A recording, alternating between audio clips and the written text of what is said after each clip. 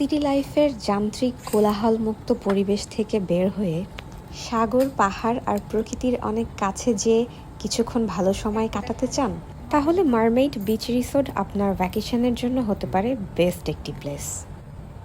আমার mermaid memories থেকে আজকে আপনাদের সাথে শেয়ার করব শশী হাসিডস গার্ডেন বাংলো ট্যুর। আমরা যে বাংলোটাতে ছিলাম এটার নাম ছিল এক্সপিরিয়েন্স। শুরুর দিকের 3টা বাংলোর মধ্যে এটা একটা। Reception, lobby, restaurant, swimming pool সব কিছুই এই বাংলোগুলো থেকে অনেক কাছে। এই জন্য এই বাংলোটা আমার অনেক বেশি ভালো লেগেছে। প্রতিটা বাংলোর সামনেই এরকম আলাদা করে গার্ডেন ছিল, আর ওদের বারান্দার বসার অ্যারেঞ্জমেন্টটাও অনেক বেশি সুন্দর ছিল। তো যাই হোক, রুম ট্যুর শুরু করা যাক। রুমে ঢোকার আগেই 2 পার্টের এই বিশাল অ্যাস্থেটিক কাঠের দরজাটা দেখেই আমার আসলে একদম অন্যরকম ফিল হচ্ছিল। রুমে ঢুকেই প্রথমে আমার চোখে পড়লো বিশাল বড় কমফি একটা কাউচ। সম্পূর্ণ রুমটা এক নজর দেখেই আমার মুড চেঞ্জ হয়ে যায়। আমার যে ওই মুহূর্তে কতটুকু ভালো লাগছিল সেটা আমার নাচানাচি দেখে তো বুঝতেই পারছেন।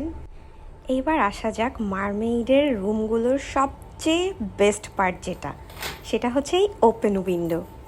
এই উইন্ডোগুলো এমনভাবে সেট করা যে এখানে সুন্দর করে বসা যায়। আমার তো মনে হচ্ছিল যে এই জানালায় বসে আমি সারাদিন সমুদ্র দেখতে পারবো।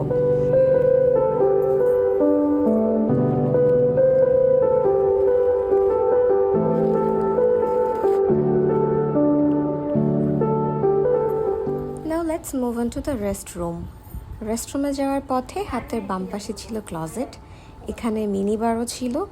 আমার কাছে সবচেয়ে বেশি ইন্টারেস্টিং যে ব্যাপারটা লেগেছে সেটা হচ্ছে, যেহেতু এটা একটা ইকো ফ্রেন্ডলি রিসোর্ট, তো সম্পূর্ণ রিসোর্ট জুড়েই অনেক বেশি দেশীয় ফলের গাছ আছে। তো সেই ফলগুলো ওরা আমাদেরকে রুমে দিয়ে গিয়েছিল। প্রতিটা বাংলোর রুমগুলো যত সুন্দর, রেস্টরুম তো এর থেকে আরও বেশি সুন্দর। আর রেস্টরুম তো বিশাল, প্রতিটা এরিয়া আলাদা আলাদা করে ভাগ করা।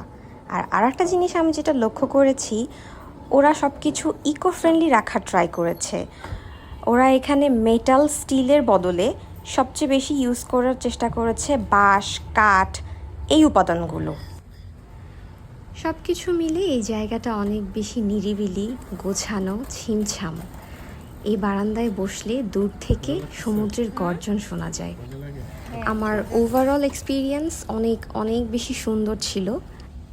যারা ফ্যামিলি নিয়ে সমুদ্রের পাড়ে ভালো একটু সময় কাটাতে চাচ্ছেন তারা চলে আসতে পারেন এখানে।